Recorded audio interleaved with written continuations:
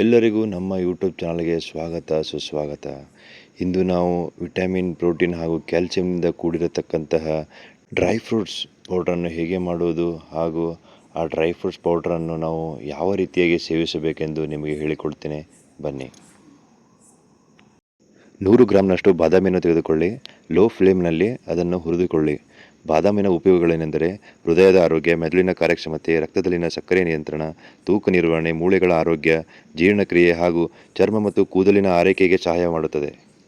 2-3 minutes fry ಮಾಡಿದ ನಂತರ ಇದನ್ನು ಒಂದು ಪ್ಲೇಟಿನಲ್ಲಿ ತೆಗೆದುಕೊಳ್ಳೋಣ. 100 ಗ್ರಾಮಿನಷ್ಟು ಗೋಡಂಬಿಯನ್ನು ತೆಗೆದುಕೊಳ್ಳಿ. ಗೋಡಂಬಿಯು ಹೃದಯದ ಆರೋಗ್ಯ, ಮೂಳೆ ಮತ್ತು ಸ್ನಾಯುಗಳ ಬಲ, ರೋಗ ನಿರೋಧಕ ಶಕ್ತಿ, ಚರ್ಮ ಮತ್ತು ಕೂದಲಿನ ಆರೋಗ್ಯ, ತೂಕ ನಿರ್ವಹಣೆ, ಉತ್ತಮ ನಿದ್ರೆ ಬರುವಲ್ಲಿ ಹಾಗೂ ಅತ್ಯಂತ ಪೋಷಕಾಂಶಗಳ ಸಮೃದ್ಧಿಯುಳ್ಳಂತಹ ಡ್ರೈ ಫ್ರೂಟ್ಸ್ ಆಗಿರುತ್ತೆ. 100 ಗ್ರಾಮಿನಷ್ಟು ವಾಲ್ನಟ್ ಅಕ್ರೋಟನ್ನು ತೆಗೆದುಕೊಳ್ಳಿ. ವಾಲ್ನಟ್ನಲ್ಲಿ ಅತಿಯಾಗಿ ಒಮೆಗಾ 3 ಇರುವುದರಿಂದ ಮೆದುಳಿನ ಕಾರ್ಯವನ್ನು ವೃದ್ಧಿಸುವುದರ ಜೊತೆಗೆ ರೋಗ ನಿರೋಧಕ ಶಕ್ತಿಯನ್ನು ಹೆಚ್ಚಿಸುತ್ತದೆ.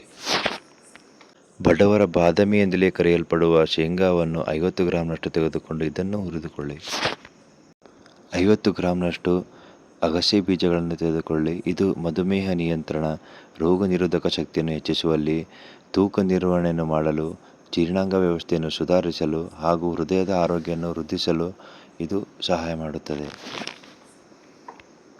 50 ಗ್ರಾಂನಷ್ಟು ಮಖಾನವನ್ನು ತೆಗೆದುಕೊಳ್ಳಿ. ಇದರಲ್ಲಿ ಅತಿಯಾಗಿ ಕ್ಯಾಲ್ಸಿಯಂ ಇರುವುದರಿಂದ ಮೂಳೆಗಳ ಶಕ್ತಿಯನ್ನು ವೃದ್ಧಿಸುವುದರ ಜೊತೆಗೆ ಇದರಲ್ಲಿ ಅತಿಯಾಗಿ ಪ್ರೋಟೀನ್, ಫೈಬರ್, ಮ್ಯಾಗ್ನೀಷಿಯಂ ಮತ್ತು ಪೊಟ್ಯಾಷಿಯಂನಿಂದ ಕೂಡಿರತಕ್ಕಂತಹ ಒಂದು ಡ್ರೈ ಫ್ರೂಟ್ಸ್ ಆಗಿರುತ್ತದೆ.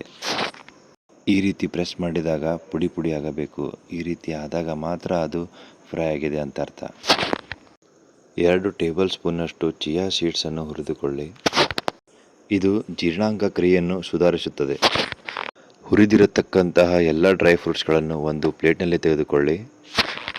ಹುರಿದಿರತಕ್ಕಂತಹ ಎಲ್ಲ ಡ್ರೈ ಫ್ರೂಟ್ಸ್ಗಳನ್ನು 10 ರಿಂದ 15 ನಿಮಿಷಗಳ ಕಾಲ ತಣ್ಣಗಾಗಲು ಬಿಟ್ಟು ಬಿಡಿ.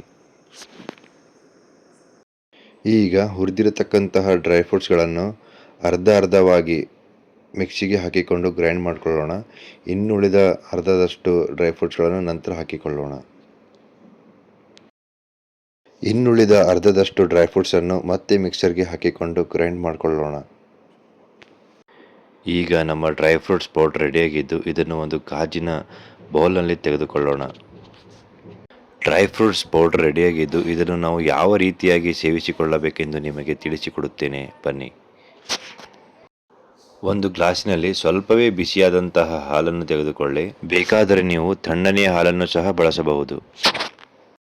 ಈಗ ಹಾಲಿಗೆ 1 ಟೇಬಲ್ ಸ್ಪೂನ್ನಷ್ಟು ಡ್ರೈ ಫ್ರೂಟ್ಸ್ ಪೌಡರನ್ನು ಹಾಕಿಕೊಳ್ಳಿ. ಇದು ರುಚಿಯಾಗುವ ಸಲುವಾಗಿ ಸಕ್ಕರೆಯನ್ನು ಹಾಕುವ ಬದಲಾಗಿ ನಾನು ಇಲ್ಲಿ ಜೇನುತುಪ್ಪವನ್ನು ಹಾಕಿರುತ್ತೇನೆ. This is better than sugar. ಈ ಡ್ರೈ ಫ್ರೂಟ್ಸ್ ಪೌಡರನ್ನು ಹಾಲಿನೊಂದಿಗೆ ಸೇವಿಸುವುದರಿಂದ ನಿಮಗೆ ಪ್ರೋಟೀನ್, ವಿಟಮಿನ್, ಕ್ಯಾಲ್ಸಿಯಂ, ಐರನ್ ಸಿಗುವುದಲ್ಲದೆ ರೋಗ ನಿರೋಧಕ ಶಕ್ತಿಯನ್ನು ಹೆಚ್ಚಿಸುತ್ತದೆ. ಇದರಿಂದ ನಿಶಕ್ತಿತನವನ್ನು ಹೋಗಲಾಡಿಸಿ ಶಕ್ತಿಯನ್ನು ಹೆಚ್ಚಿಸುತ್ತದೆ. ಈ ವಿಡಿಯೋ ಮತ್ತು ಮಾಹಿತಿ ನಿಮಗೆ ಇಷ್ಟವಾಗಿದ್ದಲ್ಲಿ ನಿಮ್ಮ ಬಂಧು ಬಾಂಧವರಿಗೆ ಈ ವಿಡಿಯೋವನ್ನು ಶೇರ್ ಮಾಡಿ ಹಾಗೂ ತಪ್ಪದೇ ನಮ್ಮ ಚಾನಲನ್ನು ಸಬ್ಸ್ಕ್ರೈಬ್ ಮಾಡಿ.